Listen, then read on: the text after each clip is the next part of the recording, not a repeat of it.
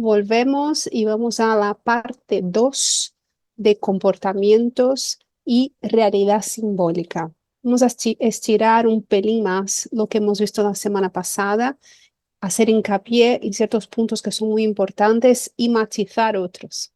Entonces, me gustaría empezar recordando dos preguntas muy importantes que son fundamentales, básicas, para empezar ya a identificar tu temperamento y el temperamento de las personas que tienes a tu alrededor. La primera pregunta era, ¿cuál es tu tiempo de reacción? ¿No? Entonces, ¿cuánto tiempo tardas en reaccionar cuando alguien te ofende o cuando recibes una noticia impactante o cuando escuchas algo que es importante para ti? Cuando alguien te cuenta algo, ¿cuánto tardas en reaccionar? Y aquí recordemos que si tú reaccionas rápido, estamos en el eje caliente, o sea, o eres sanguíneo o eres colérico. Si reaccionas lento, vamos al eje de abajo, el frío, ¿no? Entonces, o es flemática o eres melancólica. Bien, y la segunda pregunta, que es importante, ¿no? Tenerla muy presente también, es el tiempo de permanencia.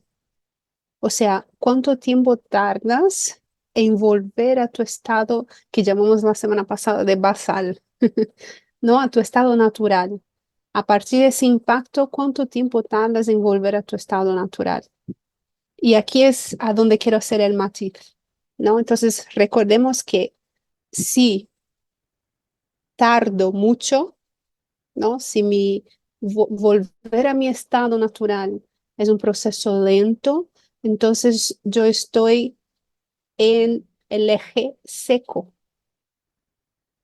El eje seco es a donde están los coléricos y los melancólicos. Y aquí es el matiz.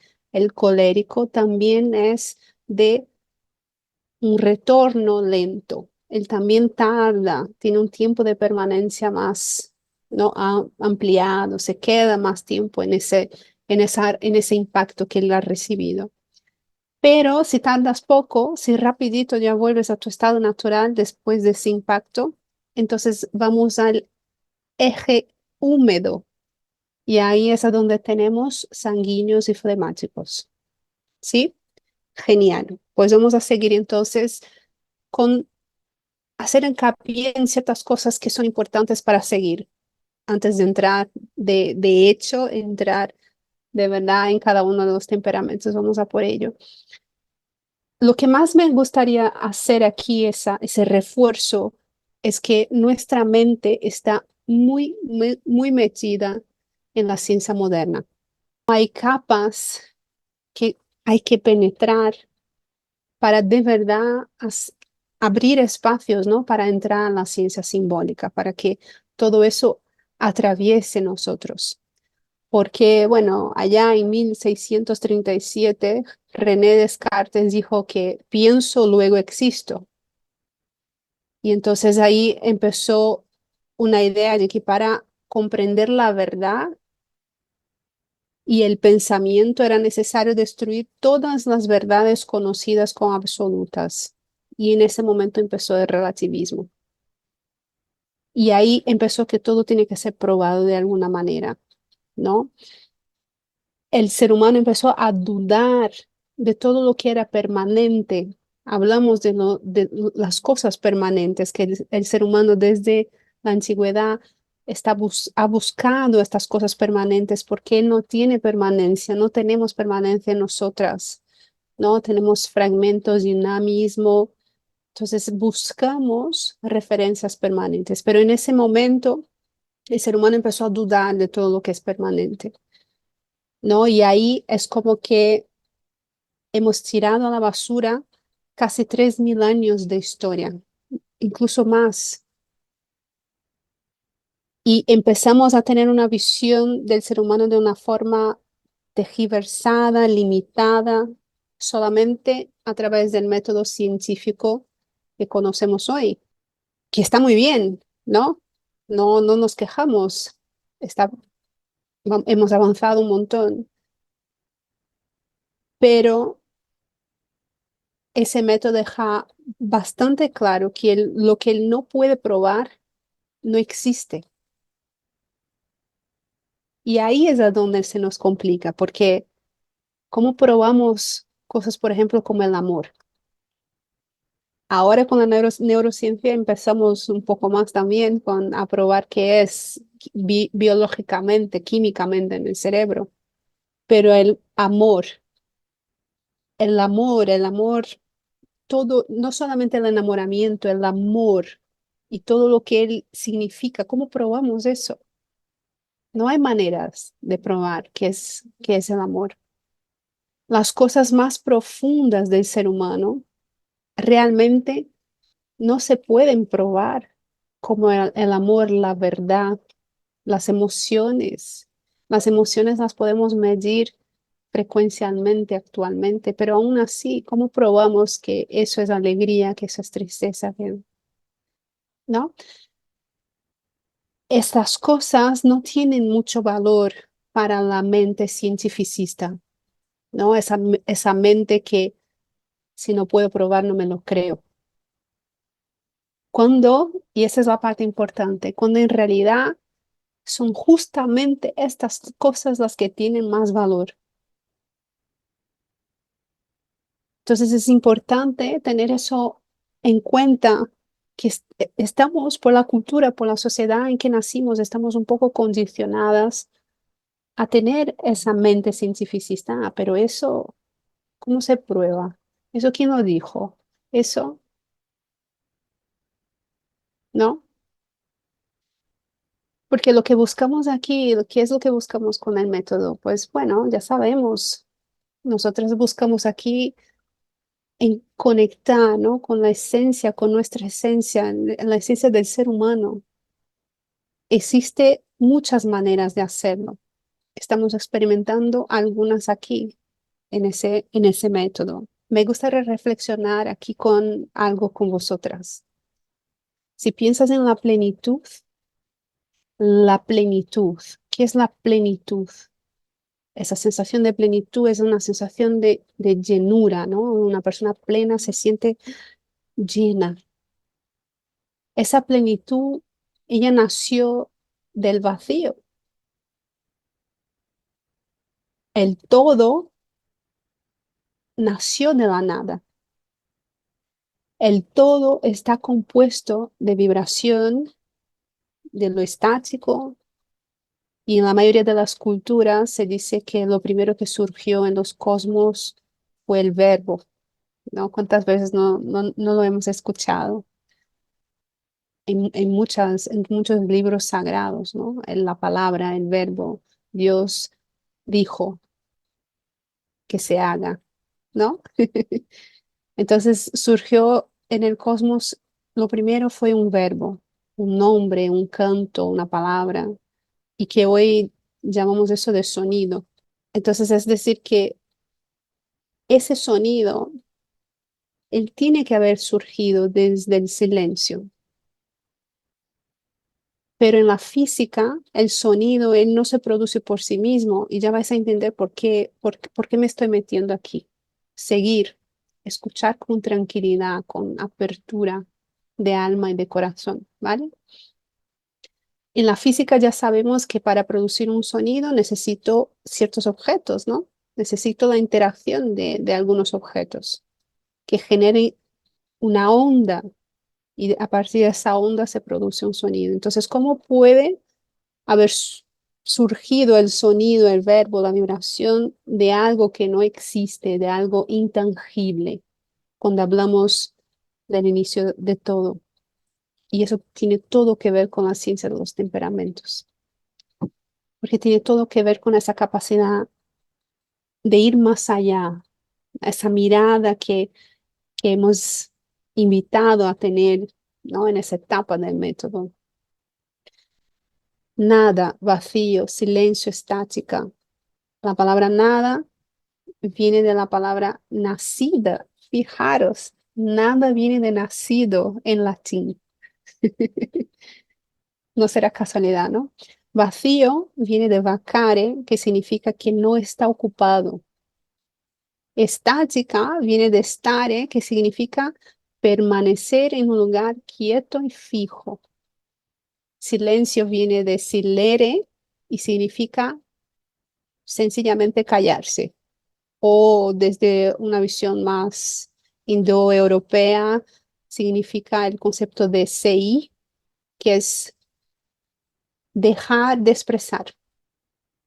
Si se os dais cuenta, ninguna de estas palabras con su significado, no su etimología, ninguna de ellas está negando lo opuesto, sino que están expresando una forma en que la esencia puede manifestarse. Aquí, el significado de la palabra nada no nega lo lleno, no nega su opuesto. Simplemente es que para mí es tan importante eso porque de verdad nuestras mentes están tan metidas de que todo tiene que tener una explicación lógica y ya vamos a ver por qué. Pero en el significado mismo de esas palabras, ella no niega su opuesto. Entonces, simplemente están expresando una otra forma en que la esencia se puede manifestar. La esencia se puede manifestar en forma de nada, en forma de vacío, en forma de estática, en forma de silencio. Pero nosotros, seres humanos, ¿no? En nuestra realidad, que es una realidad dual y donde reforzamos todavía más esa dualidad, la manía de contraste, de separación, ¿no? De positivo, negativo, si es así, no es así, negro, blanco, esa es dualidad. Siempre ponemos los conceptos duales uno contra el otro, como si fueran enemigos. No puede haber nada si todo es algo, si todo tiene algo, ¿no? Como si fueran enemigos, opuestos, extremos, que no se pueden ni tocar ni verse. A la hora de, cuando empezamos a adentrar ahí, cuando empezamos a profundizar en eso, se nos rompe los paradigmas, se nos rompe la cabeza, pero el universo él es un continuo, no tiene inicio y no tiene final. Lo único que realmente tiene una apariencia de inicio y de final es la expresión física del universo, la que podemos percibir con nuestros sentidos, con la facultad del sentido común que hemos visto en la semana pasada. Pero lo que realmente hace existir esa apariencia, ¿no? Lo que da esa apariencia física, no tiene nada que ver con ello. No sé si me estás acompañando, espero que sí. Si no, podéis enviar preguntas por el grupo, ¿vale? Y vamos hablando de ello, o incluso luego en la sesión en directo que vamos a tener. La física describe las leyes del cosmos desde esa visión atómica hacia el macrocosmos, pero todavía no explica las leyes del microcosmos que compone el átomo y que va en el más profundo del átomo hacia adentro, hacia lo más chiquitito, porque eso se escapa de la física y a partir de ahí se entra en la metafísica. Y aquí era donde quería llegar. De la nada nacen las cosas. Y eso a veces se experimenta. Algunas por aquí ya habéis experimentado ese vacío lleno que se experimenta en meditación. Esa nada que en realidad está llena. Lo que interpretamos como inicio y final, como todo y nada, solamente es un aspecto más de un continuo, de algo que no para jamás.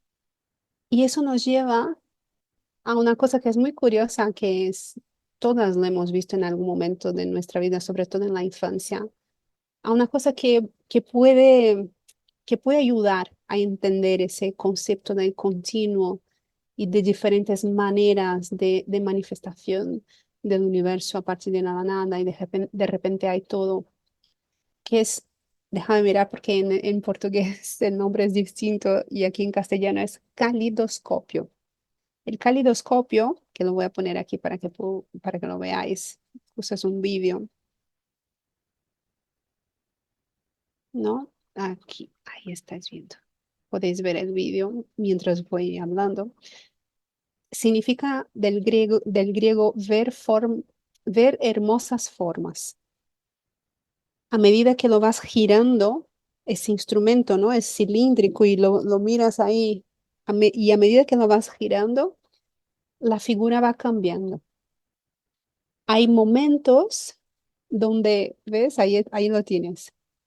Hay momentos donde la figura puede parecer caótica, parece caos, de repente pierde su forma, no tiene sentido, pero luego encuentras ahí una ubicación donde lo que surgen son figuras armónicas, ¿no? Yo voy a poner otra vez para que lo sigáis viendo.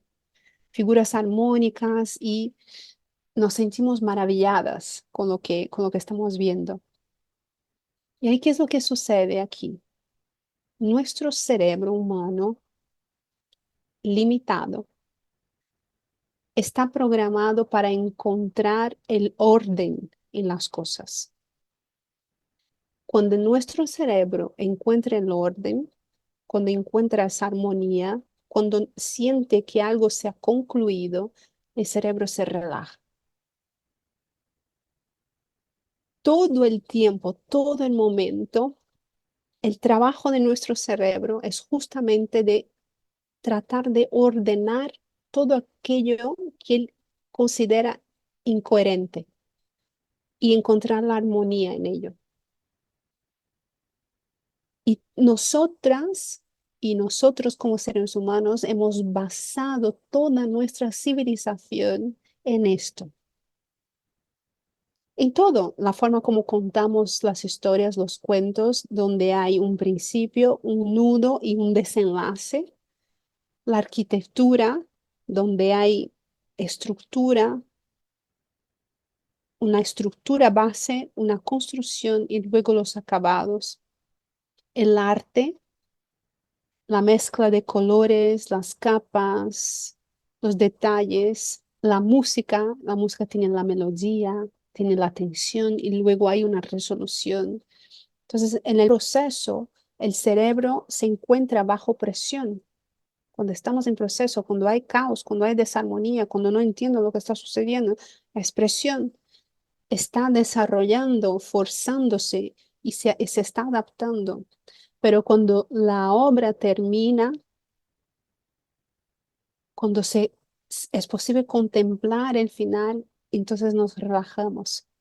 Cuando escuchamos una canción y de repente esa canción se corta en el momento de la tensión, el cerebro se molesta, es como que se vuelve un poco loco porque quiere terminar eso, ¿no? Estamos viendo la escena de una película que es lo mismo, el cerebro quiere la resolución, entonces se va a sentir complacido. Y nosotras, los seres humanos, a lo largo de nuestra vida buscamos cosas que nos produzcan esa descarga de endorfina, morfina, dopamina en nuestro cerebro, que haga sentir que todo lo que es caótico toma orden constantemente. Así estamos. Nuestro cerebro está hecho, está programado y viene trabajando desde siempre. Y hay una obra, hay un artista que se llama Matthew Robert Ortiz. Mirad, yo voy a poner eso, que se ve muy claramente eso que estamos hablando, ¿no? En esa primera imagen tienes muy claro lo que son, pero luego cuando tú empiezas a cambiar la perspectiva, pierde, entra en caos. ¿Qué es eso? ¿Qué es eso? Y molesta, es como, no, hay algo ahí no va bien y de repente en esa nueva perspectiva hay una nueva resolución. Y entonces, ah, es un elefante. Es buenísimo ese artista porque además del caleidoscopio, se ve perfectamente ese tipo de, eso que estamos hablando aquí, ¿no? El mismo con ese otro. Mira lo que sucede, ¿no? Vemos la imagen completamente, luego hay caos, un cambio de perspectiva, una nueva forma, entonces nos relajamos. Mirar.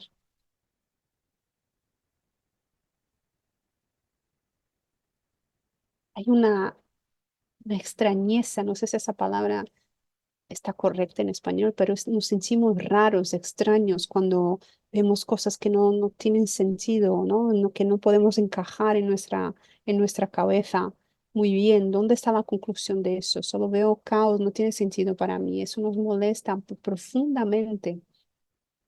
Ahora bien, ¿no?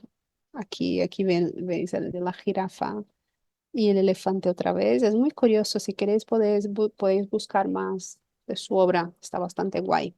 Entonces, la metafísica es nuestra capacidad de ver a través de las cosas, el mundo más allá del mundo, una esencia detrás de las cosas que nos hace comprender, nos hace conectar con la verdad de lo que existe. Y esa verdad incluye la nada, incluye el caos, incluye ese continuo, incluye cosas que quizás no podemos probar con la ciencia moderna todavía. Existe una verdad detrás del mundo que quizás nos guste o no, pero ella existe y es así, punto. Tú te puedes creerlo o no creerlo, pero eso es así, está ahí.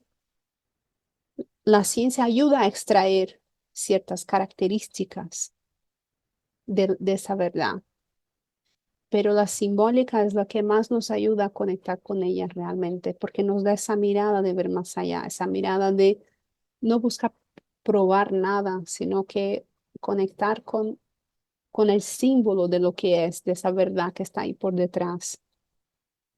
Ella saca los símbolos de la naturaleza y nos ayuda a comprender las cosas que están detrás de la apariencia. Como hablamos la semana pasada, una piedra es atómicamente, físicamente una piedra, pero ella es símbolo de otras cosas.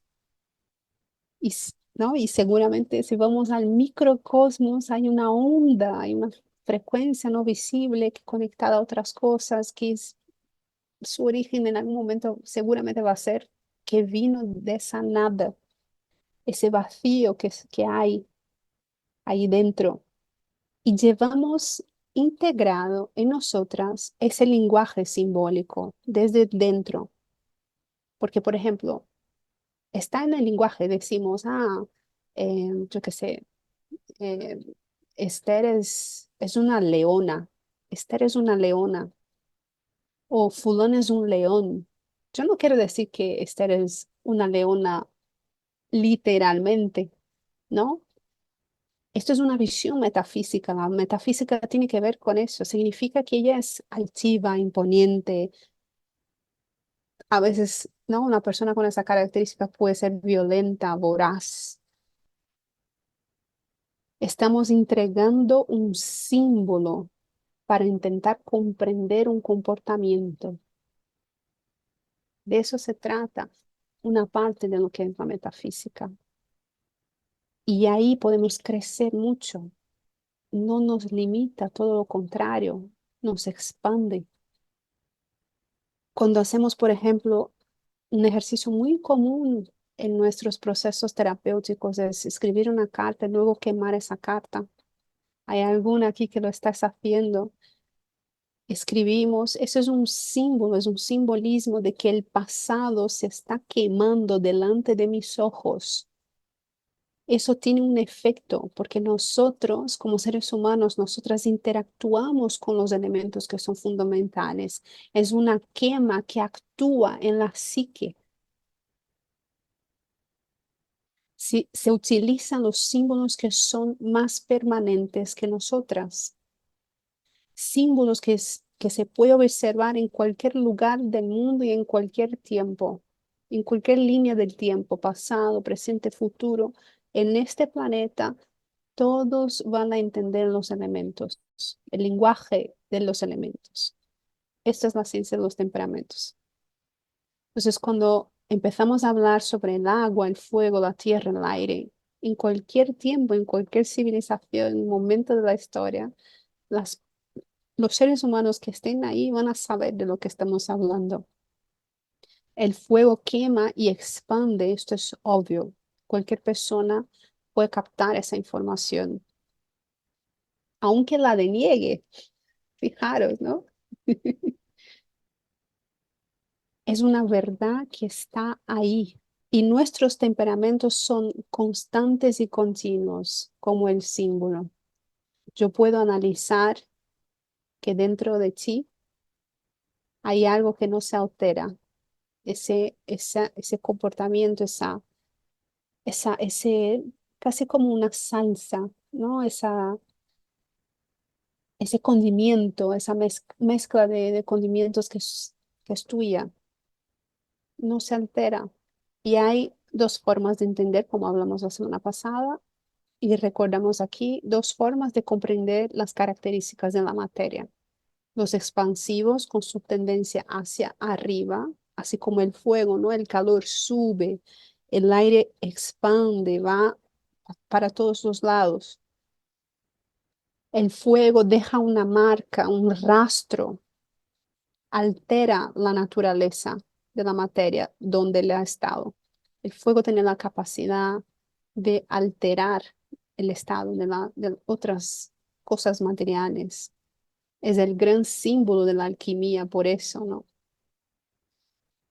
El aire se moldea, te envuelve, te involucra, el cielo involucra, así como el agua que también envuelve, involucra.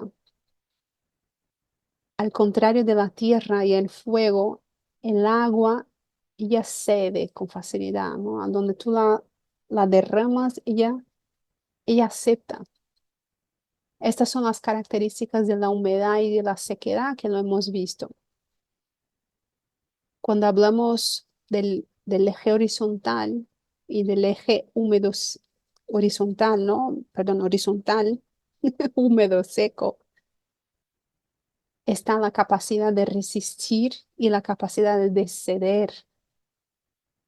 En el eje vertical está la expansión y está la contracción.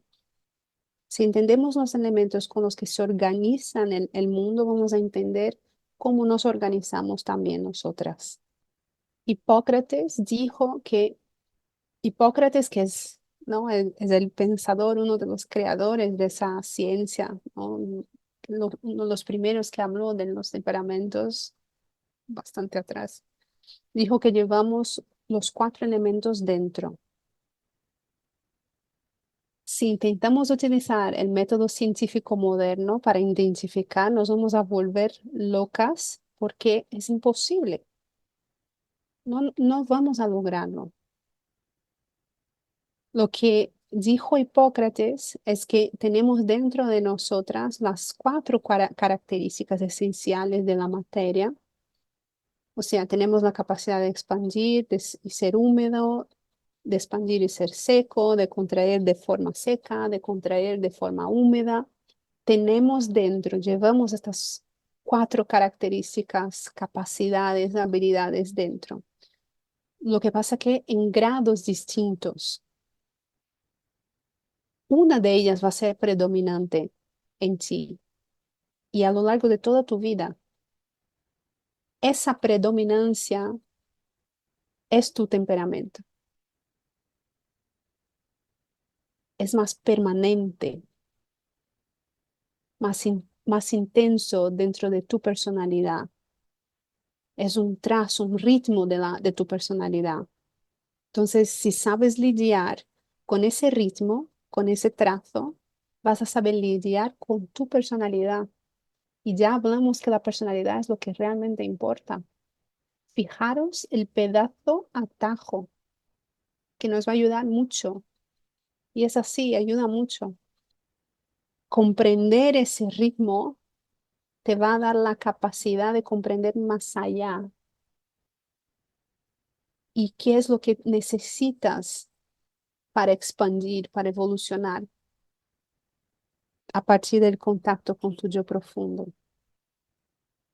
Es primero una aceptación de lo que es con todo lo que es, bueno, malo, positivo, negativo, y luego desde ese lugar, ¿cómo puedo expandir? ¿Cómo puedo desarrollarme más? ¿Cómo puedo evolucionar?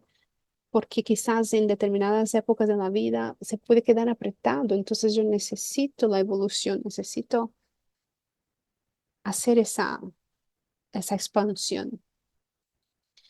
Como dijo Platón, conócete a ti misma, es necesario conocerse a una misma para poder expandir desde mí hacia el otro. Y los temperamentos nos da la lógica para responder de una manera inicial, humilde, sencilla y también primaria, ¿quiénes somos? Puedo empezar contestando, yo soy tierra, con todo lo que eso significa, que ya veréis.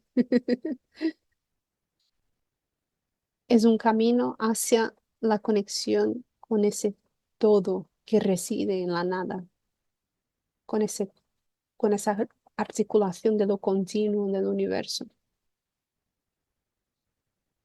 con lo que realmente somos más allá de la materia. Y nadie ha conseguido captar mejor los símbolos que los artistas. Uno de ellos ha sido Monet. Él tenía la capacidad de mirar la naturaleza, sacar los símbolos y poco a poco él empezaba a crear sus obras a partir de ese símbolo, a comprender mejor lo que él observaba. Monet tenía esa habilidad impresionista, impresión suya basada en las sensaciones del clima, de las estaciones, del paisaje. Y en cada obra él transmitía eso de una manera distinta. A veces él utilizaba pinturas con aspectos más expansivos, ¿no? Más calientes, rojos, amarillos, verdes, verano, primavera. Ya veréis verano, los coléricos, la primavera, los sanguíneos. Pero también había veces que utilizaba tonos más oscuros, como marrones, los verdes oscuros, los azules oscuros. Y ahí vamos al otoño y al invierno. Otoño, los melancólicos, invierno, los flemáticos. Él traía estos símbolos y si miramos las pinturas, es que se nota, ¿no? Se siente, se vive claramente. Hay unas que es claramente expansión y otras que son claramente contracción, ¿no? Cuando vemos el otoño que se va contrayendo el invierno, ¿no? Mira la imagen del invierno, que es la pintura de aquí de la derecha de abajo, o la primavera. Unas conectan con la melancolía, con la tristeza, otras con la alegría. De eso se trata, ¿no? La ciencia de los temperamentos. Lo mismo hizo Vivaldi. No sé si ya habéis escuchado las cuatro estaciones de Vivaldi, pero vamos, escuchar. Cuando paráis aquí, buscar en YouTube, en Spotify y escuchar las cuatro estaciones y vais a ver cómo el símbolo está súper presente en cada canción, verano, otoño, invierno, primavera. No una más caliente, húmeda, otra más caliente, seca, otra fría, húmeda, otra fría, seca. Se ve claramente. Eso que estamos haciendo aquí es un rescate de esa mirada, ¿no? Es un rescate que a través de esa mirada tú te puedas conocer mejor y conociéndote a ti vas a poder conocer al otro mejor y vas a poder amarlo mejor. San Tomás de Aquino, ¿no? Que es, bueno, quizás de las tradiciones católicas, yo no soy católica, pero hay textos suyos que son preciosos. Y él decía que solo se puede amar lo que se conoce. Entonces, estamos haciendo como, ¿no? Una inmersión, nos estamos sumergiendo y haciendo esa invitación a la poesía, a la música, a la pintura, para que sea con esa mirada, con esa apertura de alma, porque el temperamento habla con el alma. para que tú puedas expandir y volver a alcanzar esa esencia, esa frecuencia, ese vacío, esa onda, esa frecuencia de onda, esa vibración que es tuya, que es solamente tuya, que tú puedes alcanzar esa esencia tuya, pero también alcanzar la esencia de los demás, esa otra persona que tienes delante. Cuando penetramos en esa esencia, en ese aspecto mineral, esa mineralidad, ese condimento, esa salsa de la otra persona y la nuestra a través del comportamiento, entonces vamos a tener más capacidad de aceptar la esencia del otro. Y no solamente aceptar, de llegar a de verdad, de hecho, amar eso.